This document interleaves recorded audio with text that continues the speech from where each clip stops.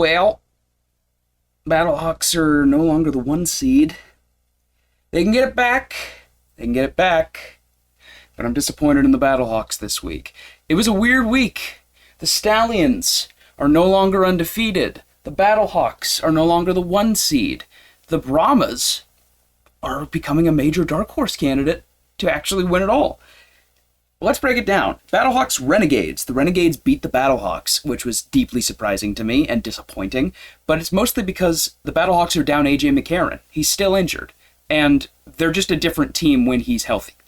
I'm worried that they're going to lose out on the 1 seed exclusively because he's not healthy yet.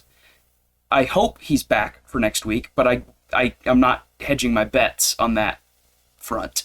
So, the Battlehawks, Manny Wilkins is a terrible passer. He had a great couple of runs throughout the game as the Battlehawks' backup quarterback. His passing is atrocious, truly atrocious. Darius Shepard was a solid kick returner. He had a couple really solid kicks. They took some risks, only some of them paid off. They went for it on 4th down at the end of the first half, which I was not super happy about, but they got the touchdown. So I can't really complain in that regard. Basically, the main thing I can say to the Battlehawks, they need McCarron. They've got the other pieces. They've got all these other things. Quarterback is the thing that's holding them back right now, and it's because he's injured. As soon as they get him back, I think they've got a real shot of winning the whole damn thing. The Renegades, meanwhile, just seem to have a swagger and a confidence that I have not really seen out of them all season. I was very much surprised to see how well they were handling the pressure, and the fact that they took such a lead and kept taking it back again and again and again. Winstead had some great catches. Seth Green was great. Not that Seth Green, different Seth Green. Jones with a great interception as well. They found just a rhythm. They seemed to have a really good rhythm throughout the game. They got a second win, which brings them ahead of the pack from the Showboats and the Roughnecks. I'm impressed. The whole game I was thinking, where have these Renegades been? Where have they been this whole time? Because they felt like a different team than we've been seeing all season.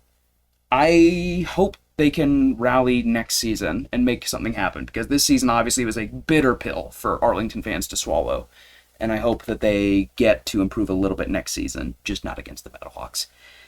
Stallions Brahmas. The Stallions lost for the first time all season, and it came down to one of the last plays of the game, which meant the Brahmas stood firm. They held off the assault from the Stallions.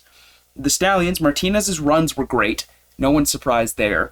But he just got pressured so much the whole game. It felt like he could never get comfortable, which we haven't really seen Martinez uncomfortable for much of this season, which was surprising to me. But also, again, a credit to the Brahmas pass rush. They just made him sweat the whole game. Martinez threw the pick at the very end of the game, too, which lost them the game. He was great all day. He managed to avoid a sack on that last play and then threw a game-ending pick, and that was it. They were good all day. They kept in it. They stayed competitive the whole game, and at the last possible second, they lost it. The Brahmas, their defense, this was the week for Brahma's defense. They were unbelievable. I was impressed the entire game. Oh, they had a great trick play for a touchdown. That was impressive. They had a little reverse play. That was a fun thing to watch. Anthony McFarlane and Morgan Ellison were great at receiver. I think they were both wide receivers. I'm not entirely positive. It was a great game, and I was impressed that the Brahmas managed to pull it out. I didn't think, of all teams, I was not expecting them to be the upset. Their 15-game win streak finally comes to an end at the hand of the San Antonio Brahmas. What a world. Defenders Showboats. 2 teams already eliminated from the playoffs, but, you know, it is what it is. The Defenders, Ta'amu faced a lot of pressure. He ripped off a few really good runs, but he also threw a couple really costly interceptions. He seemed to even out as the game went on, but I was still not super in love with how he was playing the game. Kiki Cutie, Ellis, Scott with some great catches. Ta'amu improved a lot. McClendon did a great job as a backup. Once the Defenders gathered enough points to have a comfortable lead, McClendon came in as the backup, pulled off a couple good runs, including a run for a touchdown that did a really good job of killing clock. I was impressed. What else can you ask for from your backup? Truly.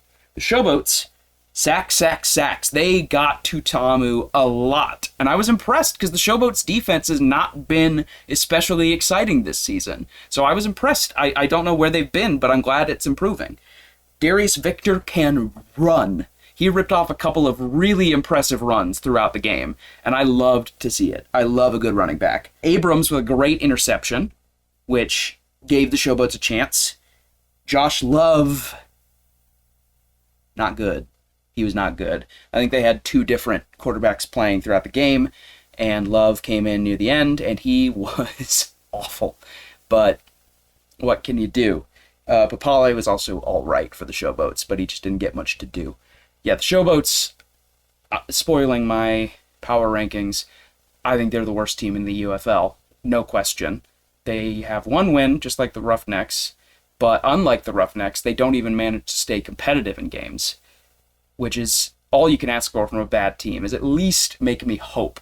There's no hope with the Showboats. Panthers Roughnecks. Speaking of the Roughnecks, the Panthers almost lost this game. They got very close. The Roughnecks had a double-digit lead for a while. They had a double-digit lead in the third quarter, and they choked, and the Panthers jumped right on that opportunity and ran with it. The Panthers, Mariner was great all day. Mariner in particular, the highlight for him, one of the Roughnecks was about to intercept. He both ripped the interception away and then secured it himself. Unbelievable athleticism, unbelievable awareness. I was floored at that. That was amazing. Bates missed a 39-yard field goal. I was shocked. He doesn't do that. He's not supposed to do that. I didn't know that was allowed. That was his first missed field goal within 50 yards all season. So that was a bummer. McCrary rushed for a touchdown. A great rush. Perkins did great at quarterback. They had Etling at the start, and they benched him for Bryce Perkins. He was awesome. Genuinely great. I have no idea if he could sustain that, but for this game, he was excellent. The fact that the Panthers have shuffled through so many quarterbacks is concerning to me, but Perkins seems to be a really serviceable quarterback. Threw Trey Quinn his first touchdown of the season, which was exciting.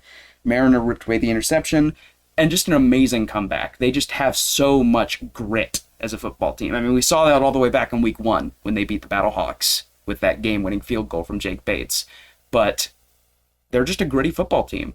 Do I think they'll beat the Stallions? I'm getting less and less convinced. However, the Stallions are also having a little bit of trouble right at the end of this season. So it's possible. We'll see. We have their second face-off right before the postseason this week. So we'll find out. The Roughnecks. I don't know where these Roughnecks have been. If they had been playing like this all season, they could have made the playoffs. Not exaggerating. Roby had a near interception early in the game and then had an actual interception later, tipped it to himself and then caught it. Amazing. Henderson, as quarterback, was terrible. Truly dreadful, especially in the second half when they needed to kill clock. He was just atrocious. Justin Hall had a day as a receiver. He had 1 touchdown the rest of the season, 2 touchdowns in a day. Just that game. Amazing. I love to see a receiver have kind of a breakout game like that. Hines with an interception, good shit, but just a complete choke job by the Roughnecks. And I'm not surprised. These are the Houston Roughnecks we're talking about, but I was flabbergasted by how they managed to take a double-digit lead and turn it into a loss in the third quarter. The Roughnecks, they need to fire their coaches and start over. They've got some great pieces. They've got some really great receivers, Justin Hall. They've got Roby on defense. Their whole defense is great. Just they either need to fire their head coach or fire their offensive coordinator, because the offense has been holding the Roughnecks back the entire season. And I don't think that's a hot take, because, their offense is bad. Anyway, obviously, these 4 teams don't matter. But the Brahmas in winning and the Battlehawks in losing swapped seeds.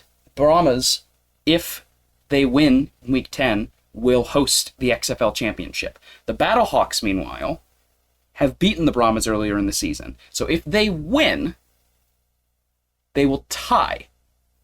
But because the Battlehawks have beaten the Brahmas twice, they will break the tie. The XFL Championship will be in St. Louis. So, fingers crossed on that. Power rankings. These should not be all that surprising. Number 8's the Showboats. for all the reasons I've stated. They're just a laughably bad football team. Number 7's the Roughnecks. They showed a little grit this week, but it's too little too late, I think. Number 6 is the Renegades. They've pulled away. I think there's a sizable gap between Showboats, Roughnecks, and Renegades. Because the Renegades, they have grit, they have promise. They just need to be done with this season, and then they can reevaluate. Number 5 is the Defenders. I think another sizable gap between the Renegades and the Defenders. The Defenders are they are the definition of mediocre, of just good enough to win some games, but not great enough to beat any actual contenders. And then the 4 playoff teams in the top 4, naturally. Number 4 is the Panthers. They are quite good. They make choices that baffle me at times, and the fact that they've had to shuffle through so many quarterbacks does not fill me with confidence. Number 3 is the Battlehawks. Similar thing. They are just not the same team without A.J. McCarron.